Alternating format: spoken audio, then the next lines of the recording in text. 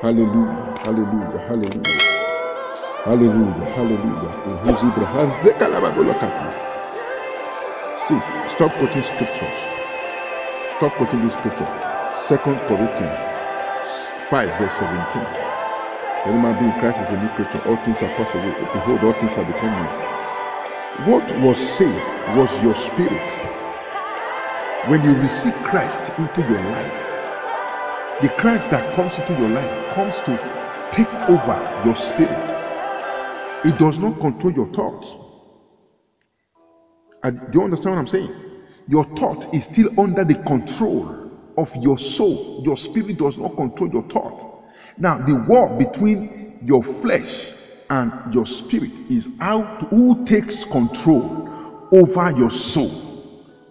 So most of the things that happen to you is the controlling of your flesh.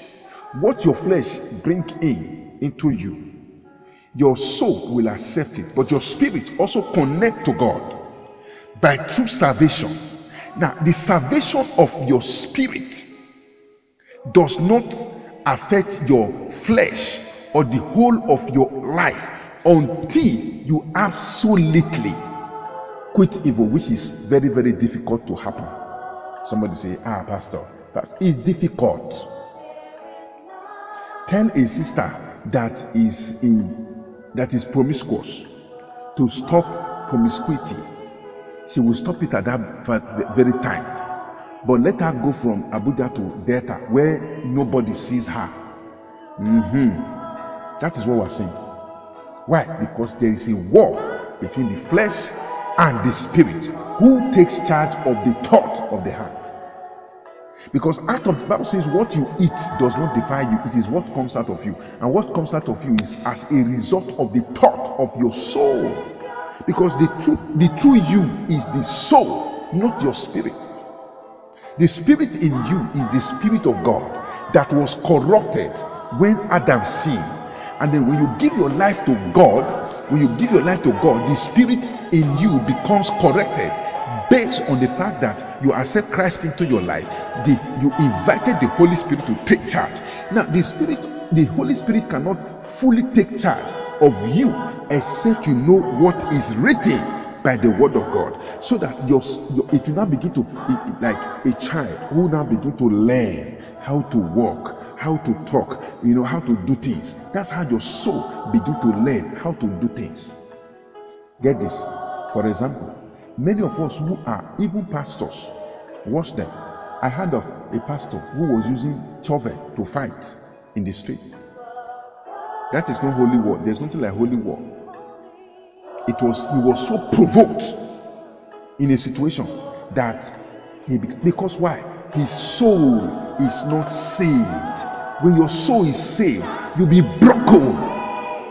You will be broken. There are things that should not even get you angry at all. Why? Because your soul has been captured by your spirit. Your flesh does not dictate what happens between your soul anymore, but your spirit, which is the spirit of God. The Bible says, as many that are led by the spirit of God, these are the sons of God. Why? You are being led by the sons of God, which means you have come to the place of maturity. So don't get it wrong. When you say, some people say, when any man be in Christ is a new creature, all things are passed away. See, your flesh can never be saved. Your flesh can never be saved. Go and ask Archbishop who knows the Bible, or Pope that knows the Bible. Your flesh can never be saved. You know why? Because your flesh is carnality, was taken from carnality, from the carnal realm, and with the carnal realm it will return. Listen to this. When God, the Bible says, God made man out of the sound of the dust, and he breathed unto the man was lifeless, nothing in him, no soul, nothing. And when God breathed into the man's nostril, the spirit of God enters into the man and form a soul, which makes the man the Adam. Not like Jesus, who came from the Holy Spirit. DNA, his DNA was the Holy Spirit. hope you are getting an understanding now. Now your spirit, your soul is the same thing. The real you is your soul. Is your soul. So when a man dies, the soul is what faces judgment. The soul, your soul, because the spirit returns back to God. That's what the scripture says. The spirit returns back to God, which means your spirit. Now remaining your soul is what will account. The real you is your soul that will account for all that you did in the face of the earth. Your body, this carcass, this flesh, no matter what expensive, how it is, you buy gold, you did this, it will return back to the dust.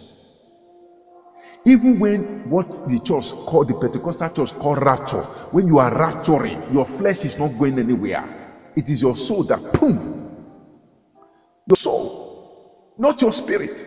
So when you receive Christ into your life, your spirit man is corrected to help you fix your soul. Now when you now give yourself to the word of God, the word of God begins to teach you according to John chapter 1 verse 11 and 12.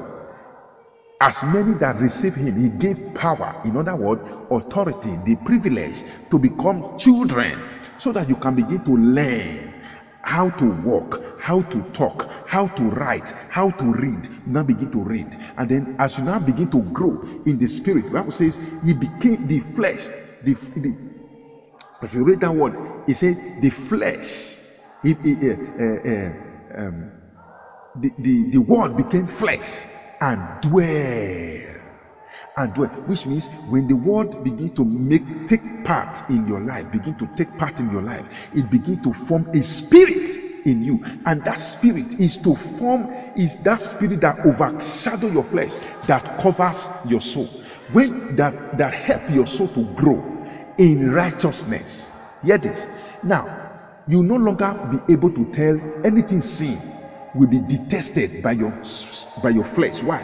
Because the word of God that you have learned have swallowed up your flesh, that your flesh does not dictate to your soul anymore.